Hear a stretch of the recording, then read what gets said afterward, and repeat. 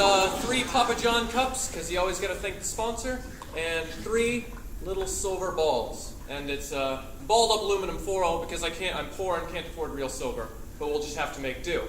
Now this is a very old trick. The ancient Egyptians used to do it. Moses used to do it at bar mitzvahs. And it looks a little something like this. You take the balls one at a time, wave with the magic wand, and tap. And that causes them to vanish. He knows what to do. Thank you. As you get further and further into the trick, it gets more and more difficult to cause the balls to vanish. You do a little wave and a spin. It vanishes. The last ball is by far the most difficult. To get this one to go, you must blow on it first. Okay? And then after it, you wave and tap. And what are you laughing at? Oh, I thought it's okay, it only hurts twice.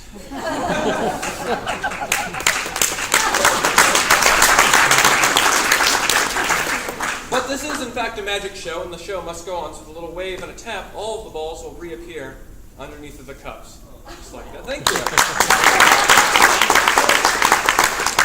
Now this next bit is going to be the audience participation part of this trick. What we're going to do is have cup number 1, cup number 2. Cup number 1, cup number 2. Can I get one of you to pick one of the cups? Which one of the cups would you like, sir? Cup number 1.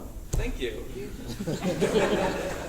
All right, watch. It's going to look just like this. I'm going to reach under the middle cup, pull out the ball invisibly. You can't see it. But if I place it under cup number 1, wave and tap, it will jump across.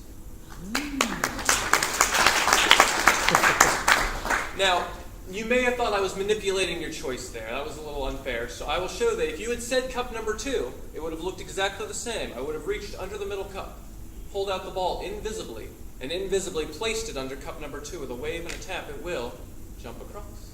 I know you're not impressed by that. That's fine. That's fine. All this invisibility, it's getting old. It's getting old. That's fine. I'll do it for you visibly. I'll take cup number 1, cup number 2, combine their powers and smash it into cup number 3, just like that.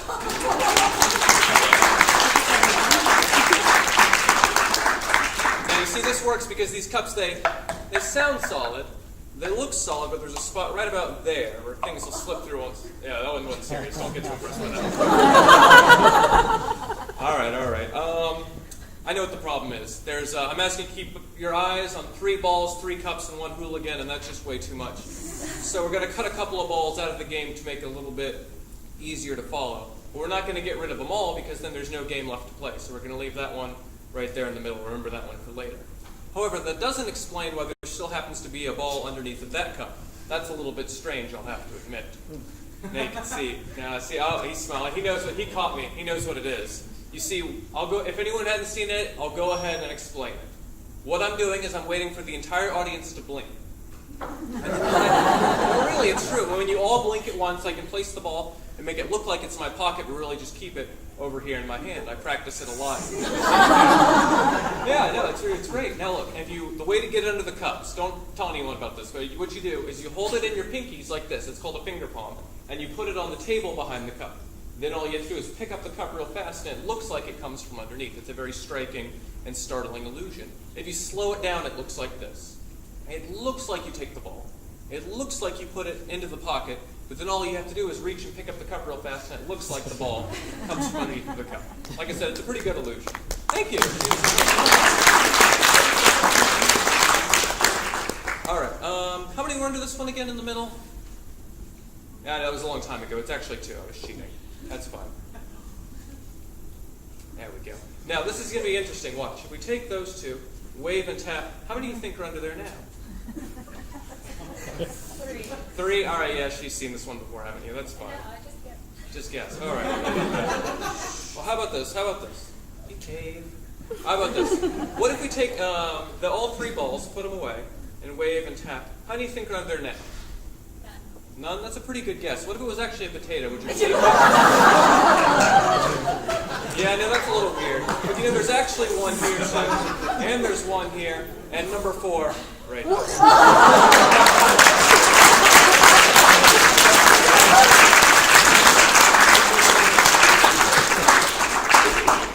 Ta-da!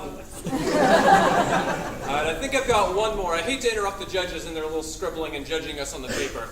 But Mr. Alvin, can I get you to help us out with this? You were such an inspiration to all of us in our first grade. You encouraged us to dream. So I would like to see how big your imagination is tonight. Okay.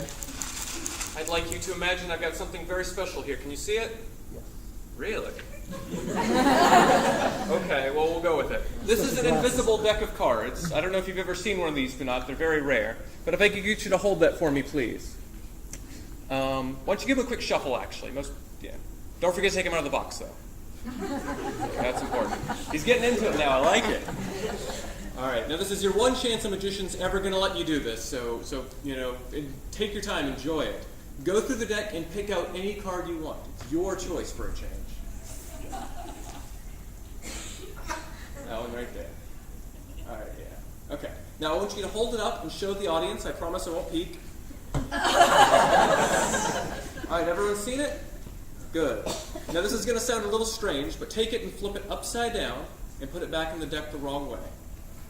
All right, this is the best part, all right? Put it back in the box. I want you to toss it right about here.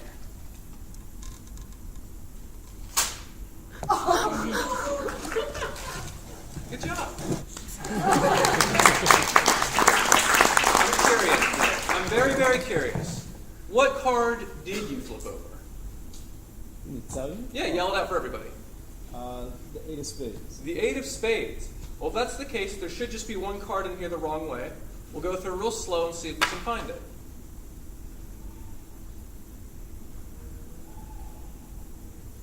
Wouldn't you know it? It's right there in the middle. There's a card flipped over in the deck because he flipped it over a moment ago, and it is, in fact, the 8 of spades. Oh.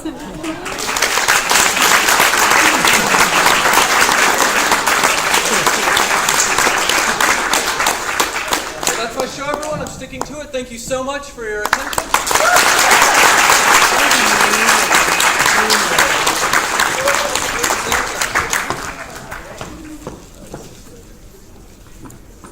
I only have one question for you tonight. Do you want to come to my birthday? It's $50 an hour. I think it'll be a short birthday now. So I gotta ask, I've always kind of liked magic, because I don't know what's going on. I see it all. I always think to myself, it's like, oh, it's just a sliding hand trick. How hard could it be? And then I see something, really cool happen, like that card trick or the potatoes. I didn't see that coming. It always makes me feel like a kid. What really got you into magic? Like I said, my grandfather, he did one. It was basically the exact same one. When he did, he would just reach behind my ear, and there would be a coin or something like that. So basically, it was all derivative of something like that. He would take a coin, and he would make it appear in a place you wouldn't expect. And that's what I love. I love that moment of just there's something there that wasn't.